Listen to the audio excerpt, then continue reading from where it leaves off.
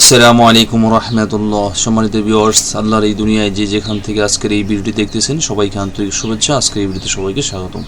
চূড়ান্ত পর্যায়ে pay scale বাস্তবায়ন, গুরুত্বপূর্ণ 5 বিষয়। চলুন এই বিষয়ে বিস্তারিত আমরা জেনে নিই। পে স্কেল বাস্তবায়নের পথে আরও এক ধাপ এগিয়েছে সরকার।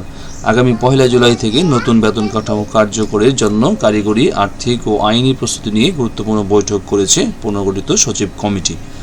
বৈঠকে মূল্যস্ফীতির চাপ মোকাবেলা, নিম্ন আয়ের কর্মচারীদের জন্য বাড়তি সুবিধা এবং দীর্ঘদিনের বেতন বৈষম্য কমানোর বিষয়গুলো বিশেষ গুরুত্ব পেয়েছে। বুধবার 24 জুন সচিবালয়ে মন্ত্রিপরিষদ সচিব নাসিমুল গনির সভাপতিত্বে পুনর্গঠিত সচিব কমিটির বৈঠকে অনুষ্ঠিত হয়।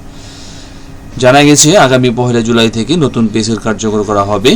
এ লক্ষ্যে বেতন কাঠামোর আর্থিক প্রভাব, আইনি প্রক্রিয়া, বাস্তবায়ন পদ্ধতি নিয়ে বিস্তারিত আলোচনা করা হয়েছে। 3 ধাপ নয়, 2 ধাপে বাস্তবায়নের ভাবনা। কর্মচারীদের দাবির মুখে সরকার সেই অবস্থানে, অর্থাৎ প্রাথমিক পরিকল্পনায় নতুন পে স্কেল 3 ধাপে বাস্তবায়নের কথা থাকলেও কর্মচারীদের দাবির মুখে সরকার সেই অবস্থান পুনর্বিবেচনা করছে। বৈঠকে দ্রুত বেতন কাঠামো কার্যকর করতে 3 ধাপের পরিবর্তে 2 ধাপে বাস্তবায়নের প্রস্তাব গুরুত্বের সঙ্গে আলোচিত হয়েছে। নিম্ন গ্রেডের কর্মচারীদের জন্য বাড়তি সুবিধা। উচ্চ মূল্যস্ফীতির কারণে নিম্ন আয়ের কর্মচারীদের উপর চাপ বিবেচনায় এনে প্রথম ধাপেই তাদের জন্য তুলনামূলক বেশি বেতন বৃদ্ধির বিষয়টি পর্যালোচনা করা হয়েছে। আলোচনায় উঠে এসেছে, প্রথম থেকে নবম গ্রেডের কর্মকর্তাদের ক্ষেত্রে প্রস্তাবিত বেতন বৃদ্ধির 40% প্রথম ধাপে কার্যকর করা হতে পারে।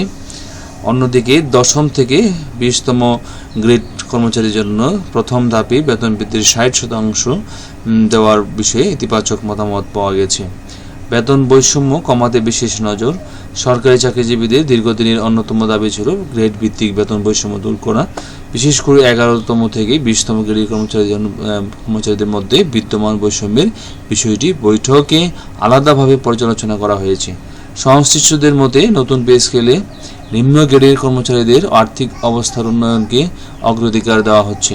ভাতা ও অন্যান্য সুবিধা বৃদ্ধির আলোচনা। শুধু মূল বেতন নয়, বাড়ি ভাড়া ভাতা, চিকিৎসা ভাতা, অন্যান্য আর্থিক সুবিধা বৃদ্ধির বিষয়ে আলোচনা করা হয়েছে। বর্তমান অর্থনৈতিক বাস্তবতায় পে কমিশনের সুপারিশের কতটুকু বাস্তবায়ন করা সম্ভব তা নিয়েও বিস্তারিত পর্যালোচনা করা হয়েছে। আইনি ও প্রযুক্তিগত প্রস্তুতিও এগিয়ে। নতুন পে স্কেল বাস্তবায়নের ক্ষেত্রে সম্ভাব্য আইনি ও কারিগরি জটিলতা দূর করার বিষয়েও গুরুত্ব দেওয়া হয়েছে। বিধিমালা সংশোধন, আইনি ব্যাটিং সম্পন্ন করা, ডিজিটাল প্ল্যাটফর্মের মাধ্যমে দ্রুত বেতন নির্ধারণ, হিসাব নিকাশের পরিকল্পনা বৈঠকে উপস্থাপন করা হয়। বর্ধিত বেতন পেতে লাগতে পারে আরও কয়েক মাস। বৈঠক শেষে মন্ত্রিপরিষদ সচিব নাসিমুল গনি জানান, নতুন বেতন কাঠামো নিয়ে ফলপ্রসূ আলোচনা হয়েছে। সরকারের উচ্চ পর্যায়ের কর্মকর্তাদের মধ্যে আগামী 1 জুলাই থেকে নতুন পে স্কেল আনুষ্ঠানিকভাবে কার্যকর হওয়ার সম্ভাবনা রয়েছে। তবে প্রয়োজনীয় আইনি ও প্রযুক্তিগত প্রক্রিয়া সম্পন্ন করে কর্মচারীদের হাতে বর্ধিত বেতন পৌঁছাতে আরও 2 থেকে 3 মাস সময় লাগতে পারে। তো আজকে ভিডিও এখানে শেষ করছি। ভালো থাকবেন সবাই। আল্লাহ হাফেজ। আসসালামু আলাইকুম রহমতুল্লাহি ওয়া বারাকাতুহু।